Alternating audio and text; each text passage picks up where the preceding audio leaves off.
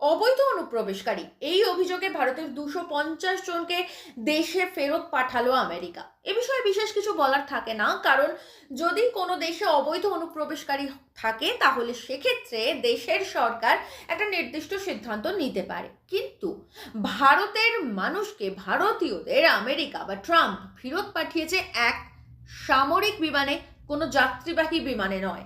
দ্বিতীয়ত, হাতে পায়ে শিকল বেঁধে। স্বাধীন ভারতবর্ষে এই প্রথমবার ভারতীয়দের এভাবে হাতে পায়ে শিকল বেঁধে এবং সামরিক বিমানে করে দেশে ফেরত পাঠানো হচ্ছে। আর এ বিষয়ে চুপ করে রয়েছেন প্রধানমন্ত্রী নরেন্দ্র মোদী, যিনি নাকি ট্রাম্পের এত ভালো বন্ধু, যার নাকি 56 ইঞ্চি ছাতি। আর তিনি এই যে এতগুলো ভারতীয়, 250 জন ভারতীয়কে সামরিক বিমানে অপমান করে হাতে পায়ে শিকল বেঁধে পাঠানো হয়েছে, সে বিষয়ে মুখে কুলুপ এঁটেছেন।